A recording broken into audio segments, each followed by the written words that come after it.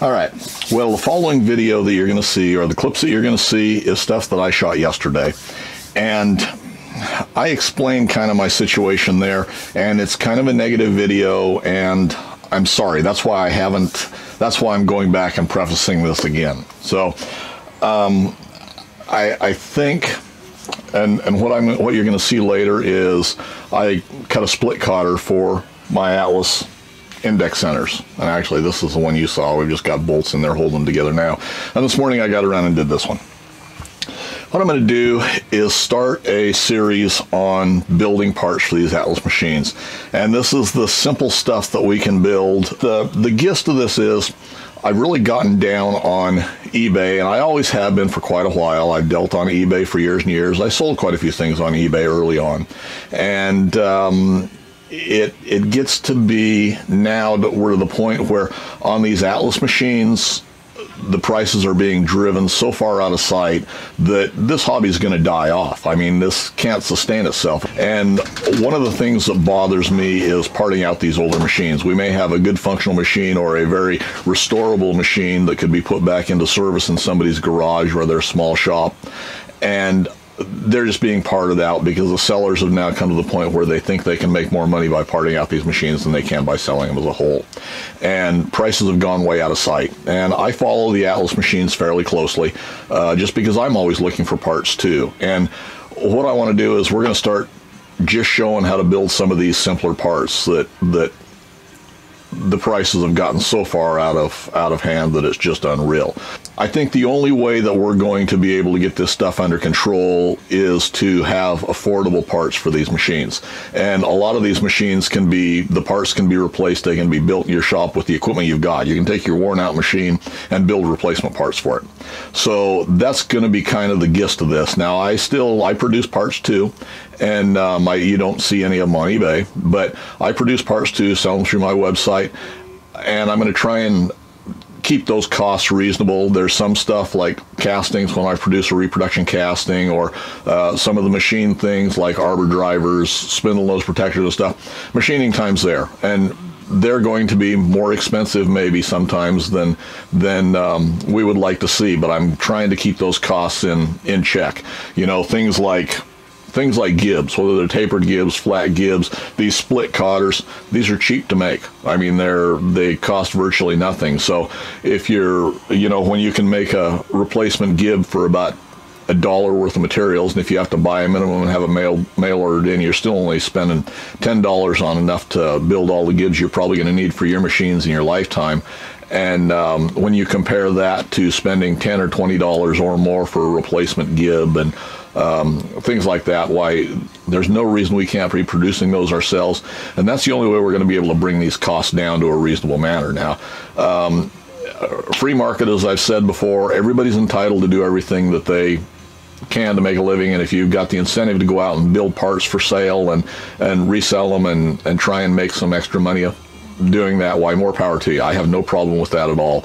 But the prices that I see out there now on reproduction parts are just, people are being scalped. That's going to be the gist of all of this. I hope it's not taken in a real negative context, because that's not what I want to do. But I want to see this hobby continue on, you know, and if we can't afford to do anything with these machines and they've been so far driven out of sight, you know, when I see a small Atlas shaper guard that I sell a reproduction for about $150, when I see those listed for $349, I think, and they're listed as in excellent condition and all that same old crap that you see listed on there like that, that's not a reasonable price for that kind of stuff. So hopefully we can build a lot of these parts ourselves, and for the new machinist is where this is going to be. The new hobby machinist is what I'm directing this at, because the guys that have got more experience already know this, you know. But if you're setting up your little Atlas lathe that you got from dad or grandpa, or you managed to buy your first lathe at a hopefully reasonable cost, and you're trying to get it put back into good functional shape and tightened up a little bit, and be able to produce some parts on it, why, hopefully this will help you. You know, so that's the intent of all of this. I'm not singling out anybody in particular, any of these sellers on eBay or anything. That's just the way the whole marketplace has gone. So, like I say, the only way I see we can get that under control is if we take away some of that demand. So, hopefully, enjoy the rest of the video. You know, hopefully you can learn something from it, and we'll start building parts as we go along. Well, I'm kind of working on split cotters for the Atlas Index Center, and that's going to kind of be the project for the day. That's not the, I'm not sure that that's the main focus of this whole video. I've been searching for parts for the Atlas machine, for the Atlas milling machine in particular, but I'm looking for a couple other parts, and I'm always searching our favorite auction site, trying to find any parts that I might need for a good deal. And I shot a video here a couple of days ago, and it showed some of the purchases that I made off of eBay, and I felt like I got some real good deals on some tooling. Now, there was nothing there that was specific to Atlas machines. This was just tooling that I found from a couple of other sellers, and I felt like I got a very good deal on them. So there are deals to be had there. Unfortunately, when it comes to these little Atlas machines, we're not seeing too many deals. I don't feel. You know, there every once in a while something will pop up that's a good buy or a reasonable buy, but I think the Atlas machines have become have such a cult following anymore that the prices have been driven, in my opinion, just way out of sight. And bear in mind, this is just my opinion, so you can take it or leave it as you see fit. Say I'm building split cotters to go on the for the Atlas Index Centers, and I'll kind of show you the reasoning for that and what I'm doing at this point in time. But I thought this would be an interesting project for how we can do some of this ourselves. I wanted to talk about some of the things we're seeing on eBay, both new and used parts specific to the Atlas, and kind of what I think about these. And I'm not sure that everybody that's got these machines, that's just getting into them and wants to complete their machine, kind of understands all the ins and outs of these machines. Now, there are several parts, and when I refer to these, I refer to the early Atlas lathes, milling machines, and shapers, and they're all fit in the same category, whether they're the 6, the 10, or the 12-inch lathe, or the shaper of the milling machine. I'm kind of categorizing them all together because they're all in that same family. Now, to each of those machines and to the Atlas machines, there's certain things that are proprietary. The castings are going to be dedicated, and unless you're willing to do your own castings, why you're going to be tied into purchasing those castings if you're going to complete a machine, build a machine, whatever the case may be. And I get a little irritated about this when I start watching on eBay, and there's a couple of reasons for that. One of them is, this is, you know, I produce some Atlas parts and along with some other parts, and I do make a little bit of money off of those, and that actually supports this hobby. And my Atlas machines I do consider a hobby, because if I'm actually trying to produce money in most instances, unless it's just a little specialized short run job or something like that, I can make far more money on other machines that I have here in the shop. So I enjoy these Atlas machines, and I hate to see them disassembled. And that's pretty much what's happening an awful lot of the time, is a seller is taking a machine that they've gotten in, and they see that they can probably make more money by parting it out than they can by selling it as a complete machine. So to me, a lot of the times when these are sold this way, it's misleading. And I'm sure a lot of eBay sellers are not going to be happy with me over this particular video, and probably future videos too, and on this same subject. But that's the way it is, you know. And I'm all for free enterprise. If somebody wants to buy those machines, tear them apart, sell them off, why, that's their privilege. I mean, I have no real complaint with that, other than I hate to see these machines disassembled when they may have very well been a good functional machine. So anyway, we see a lot of things on used parts, and they get advertised as excellent or rare or, you know, pristine condition, whatever the case may be. We've all seen those ads. To me, those are a lie, because all of these machines have been around for years and years. They've been used usually fairly hard. And if they're being parted out, it's either not doing justice to a good machine, or they're being parted out because they're wore out, type of thing. So a lot of the parts we see on there, I don't consider to be anything that's even worth looking at. So, and the reason I get to this is we see a lot of these parts that are being sold on as used parts, and they're not necessarily proprietary to Atlas. And I've got several examples. So this is going to be the overarm for the Atlas milling machine. Now we're not looking at the casting on the end, but we're looking at the arm itself. Okay. I see these listed as original overarms, you know, $100, $150, something like that. The reality is this is a piece of 1.5" cold roll steel, probably 1018. You can get online, you can go to your normal metal supplier. It's not hardened. You know, I actually just checked this to make sure that it wasn't. There's nothing about this that's special other than it's been set up on the lathe, and it's got a center in both ends, which means absolutely nothing. This does not perform any specific function other than it's supported in the back by the 2 clamps that hold it in the milling machine head, and it supports the front there and provides a rigid support for your cutters, whether you're running an arbor across it or whatever the case may be. That's all it is. There's nothing specific about it that it's turned to a high tolerance, or it's been heat treated to a specific hardness or anything like that. It's a piece of cold roll steel. You know, if mine's got quite a bit of rust on it and everything, and it does its job just exactly like it's supposed to. If somebody wants to send me $100 for that piece of cold roll steel plus shipping, I'll send it to you. Doesn't bother me at all. So anyway, that's a perfect example. When we start looking at things like bearings and replacement bushings, there's nothing that's proprietary to the Atlas machines. You can go to any of your suppliers' catalogs that would carry Timke bearings. You can get online and order your Timke bearings. That's a standard bearing. You know, you can pick what tolerance level you want, but it's still a standard bearing. Gibs. I see used Gibs sold for $20 for one, or $20 for a pair, or whatever the case may be.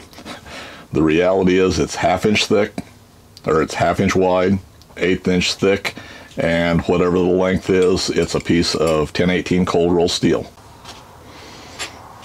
A little bit of an interruption there. Okay, Gibs. 1/2 inch wide, 1/8 inch thick, and they've got whatever the appropriate holes are. All they are is a flat gib on the Atlas machines, and it doesn't matter which machine it is, they're all flat gib stuff. So nothing spectacular there. You know, this is I think, if I remember correctly, the prints show these as 1018. So it's just standard old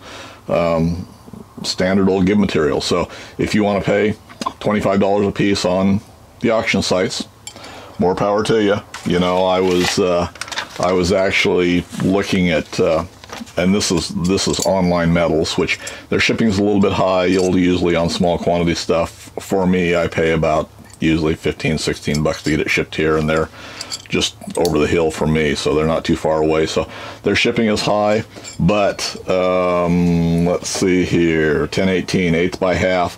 A foot of it is $3.26. 2 foot is $6.24, and 3 foot is $8.83. So, you know, probably a foot will do all the gibs on your Atlas machine.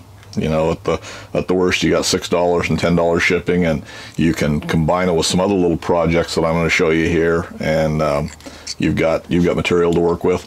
Plus, you've got your machines there. The idea is to be able to utilize them if you choose to. You know, I consider projects like this to be skill builders. They just increase your knowledge, increase your knowledge of how the machine works and how to machine different projects. So gibs are an easy one, you know. So when they want $20 for a used gib, or $10 for a used gib and shipping and things like that, to me it makes far more sense to build your own. Gib screws, new parts, new eBay parts. I've seen a tremendous increase just over the last week, and I won't point out any sellers. There's 2 or 3 of them, because I have no complaints with them. This seems to be the way that things are going on the auction site, and apparently people are either their costs have increased what I would consider beyond dramatically, or else they just feel that that's what the market will bear. And as I said before, it's a free enterprise system. If people will buy their product, why, they can charge whatever they choose for. Gibbs screws. I see Gibbs screw sets advertised now for, I don't remember, $5 for a set of 4 Gibbs screws and nuts. You know, if you're for a, whether it be your compound or thing like that.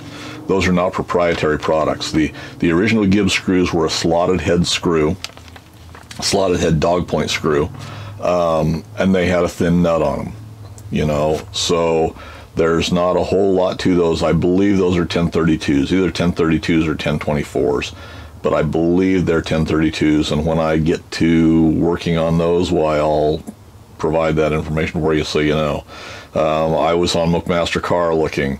25 1032 by 3/4 inch long dog point screws are $8.25. So you can get a few sets of Gibbs screws for your $10. Nuts are the same way. Stainless steel nuts, 100 of them for $6.45. So, you know, if you only want 4, only want a set of, I think they were selling them as sets of 11 for about $25, something like that. If that's where you want to spend your money, why, more power to you, but I would rather spend that money on building more parts or building more tooling for my machines. So, for what it's worth. Arbor drivers for the Atlas milling machine. I've been producing arbor drivers for quite some time. You know, I finish them out, they're blued up. I think on the website where I show them, I don't think I actually show blued drivers, but they are all blued. They all run through my bluing tanks. I've got these listed for $50, and I think it's $7 shipping, something like that. I feel for the time involved in these, that's a fair price. I saw one seller that has been selling those for about $59 now, and shipping. So when you compare apples to apples with him paying auction fees and things like that, that's kind of a wash. When I looked here yesterday, I believe, and I verified them again today before I started shooting this video, they're up to $99. So I personally don't see that big of a material increase in them, you know, for the foreseeable future, and I have several of these in stock. For the foreseeable future, mine are going to stay at $50 in shipping. So yeah, you pays your money, takes your chances, you know, makes your own choices. So that's new parts. You know, mounting brackets for the Atlas Shaper S7 302Gs. These mount the power switch. There's been one that was listed as rare. You can never find these. They're rare. I see the listing has now been changed and it's no longer listed as rare, but it is still up there for about $124. These have not made it to the website yet, and these were the first prototypes, and I talked about these in the video that I have not released yet. These are going on the website for about $50. You know, there they are. So whatever you want. You know, my reproduction lock handles, these are all stainless steel. They're out there. Bearings and bushings, and you'll see these on your overarms. To me, it's the same way with Timke bearings. If you're buying used parts, they're wore out. And and if you're buying new parts on the auction site, you're paying too much. Oil light bushing sets, which consists of 2 bearings or 2 bushings for the 6-inch lathe. I think those were listed for about $60, something like that, on oil light bushings, and it doesn't matter if they're countershaft bushings, flanged bushings, like go on the linkages for the Atlas, both on the mill, the lathe, and the Shaper, I believe. The Shaper uses them on the power cross feeds. They've got bushings in them, and they've got different size bushings depending on what machine they're on. Those are standard flanged oil light bushing. I supply, if I only need 1 or 2 of those bushings, I go to my local Ace Hardware store. We've got 2 of them fairly close to me, one that I deal all the time. Those flanged bushings cost, I think, $4 and something a piece. They're less than $5 a piece. So You take your old ones out, or you may not even have to take your old ones out. You take them over, you match them up, and you give them their $10 for a pair of them, as opposed to spending $60 on the auction sites. You know, same way there's, and the list goes on, and I don't begrudge these guys trying to get what they can out of them, but I think that the prices have gone way out of sight. That's kind of my gripes for the day. So I was also told by somebody that's a whole lot wiser than I am, and actually makes a lot of sense, that I can't bitch without providing a solution. So today we're going to provide a solution, and I think maybe down the road we'll do some other solutions, whether it's machine and vice jaws, whatever the case may be. So what I want is split cotters, and I need 2 of them on the Atlas index centers, one for the headstock and one for the tailstock. Now this is the one that is on my milling machine for the overarm support, which is why it has a rubber spacer in between, and it's quite a bit bigger diameter. Now for the headstock on the index centers right here, we've only got a 1-inch bore. And all you need for these is a hunk of 5/8 aluminum round stock, and you need all of about 2 inches. Will make you a set for $2.54 a foot from Online Metals, $6.84 for 3 foot of it. So anyway, I did not have any 5/8 in stock, so we turned down a piece of 3/4 inch, and I bored the end of it. I drilled the end of it, because that's all you got to do, and I didn't show this because that's all we're doing. I set it up in the lathe, I turned the outside, I drilled it to 1 size over 1/4 inch, and then I countersunk it a little bit, or I drilled it again, probably about a little over 1/4 inch deep, and I drilled it to 29/64. And the intent is the original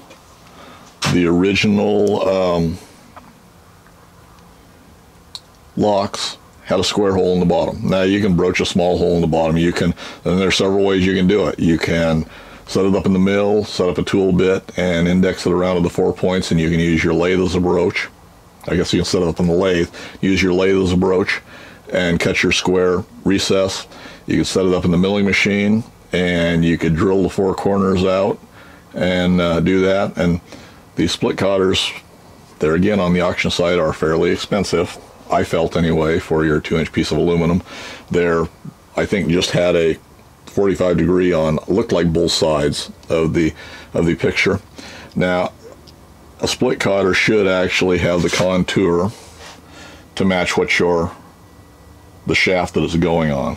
So in reality, if this was our shaft here, that contour should match right there, and that's what we're going to do today, is we're going to try and match that contour. So this is a quick and dirty method of doing it. The reason I'm doing this now is I want locks on these, and that's how I'm going to hold it. That's part of the way I'm going to hold it when I face off the bottom of these.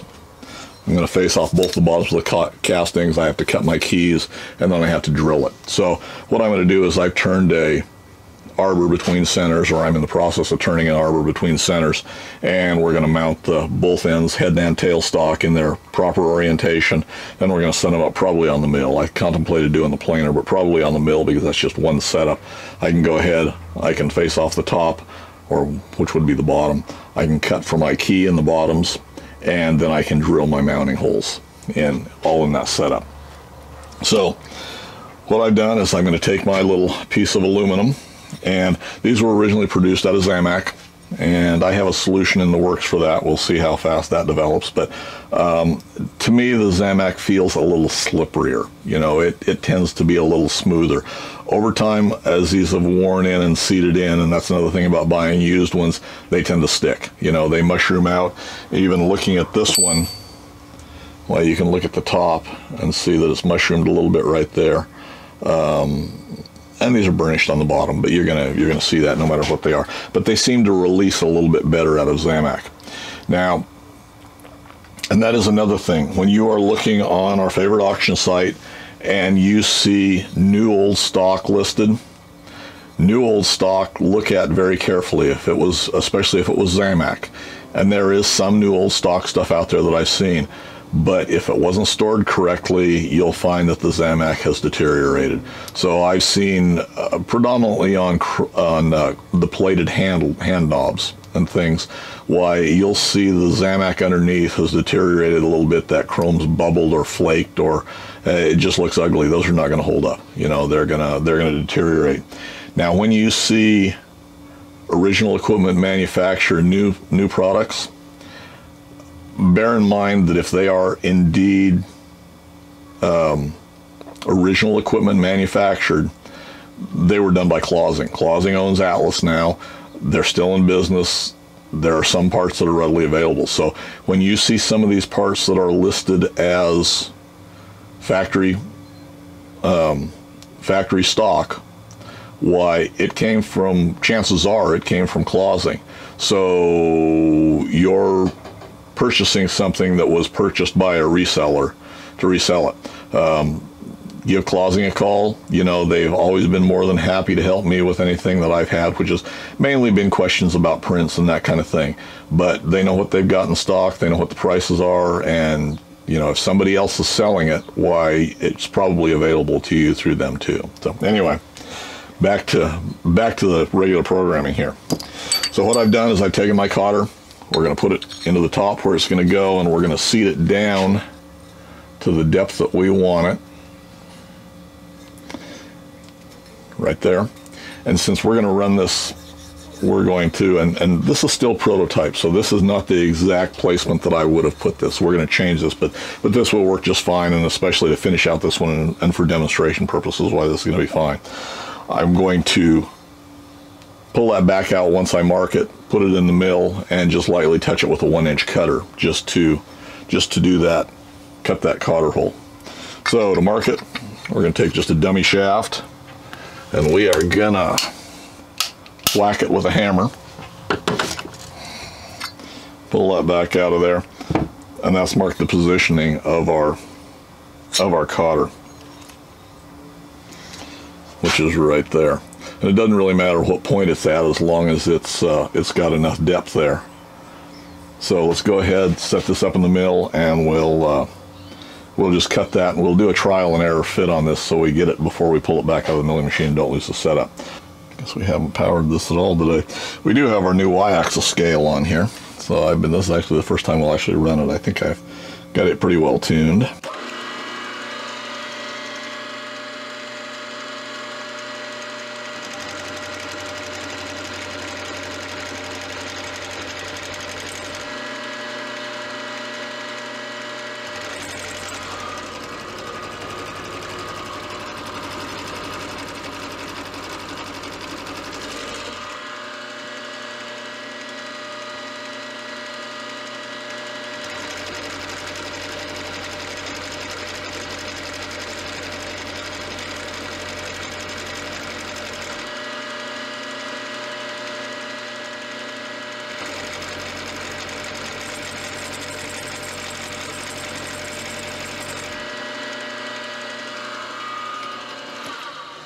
But that's probably enough right there. And now if we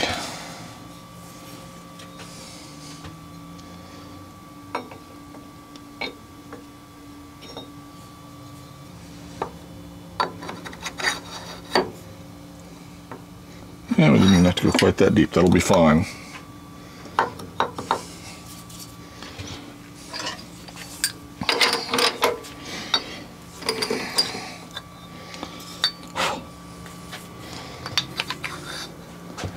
So there we have positioning for our split cotter, and we'll make adjustments to this as we go along. But what I'm going to do is just mark the top of it, and we'll cut it off there for the moment.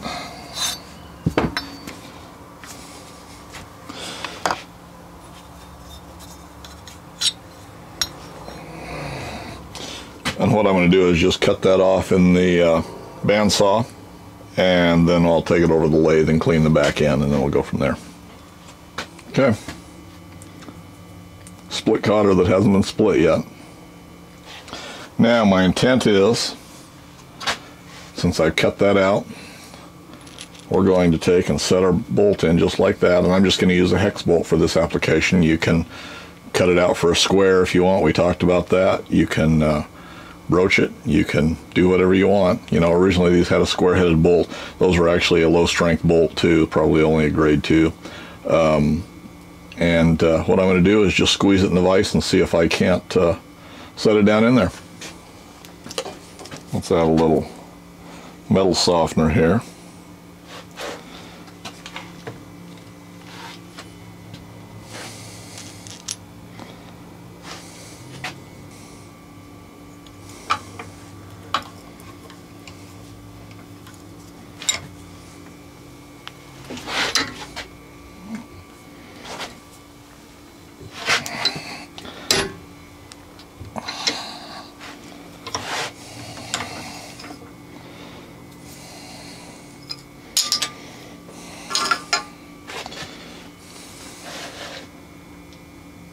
And just that easy, we've got a bolt that's seated down in there.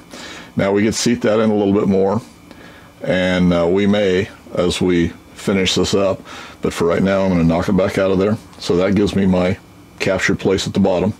From there we're just going to mark it out right in the middle of there, and we're going to, I think I'm just going to take my hacksaw and cut it right here in the vise, and I'll take it to the lathe and square up both of those ends, and then Bob's your uncle. So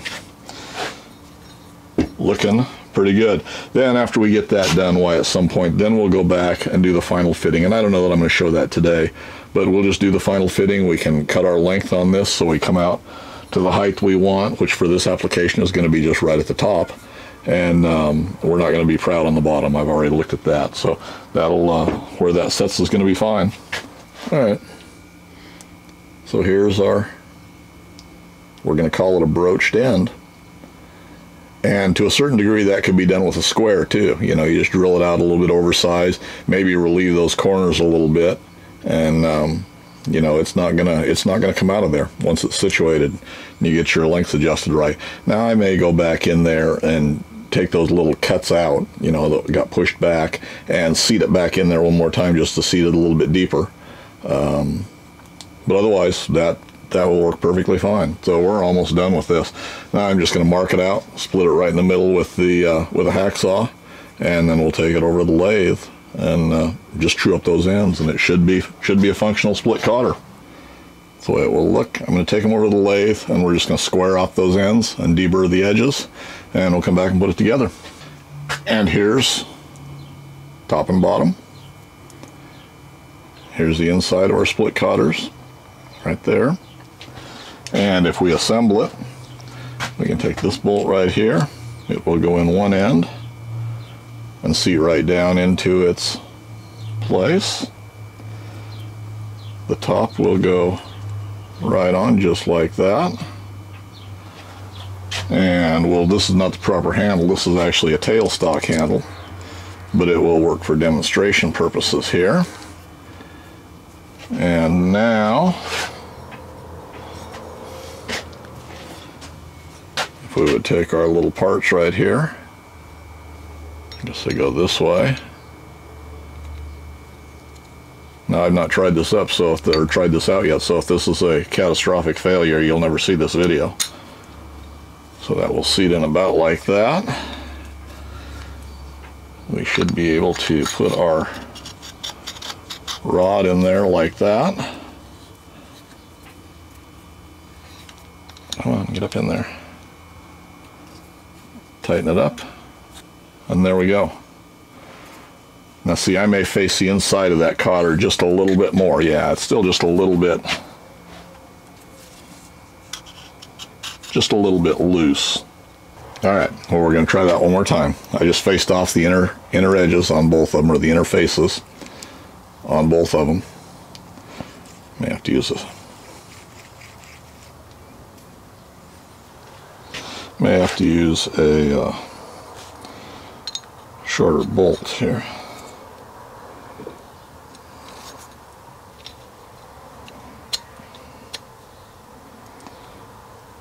Put that in there.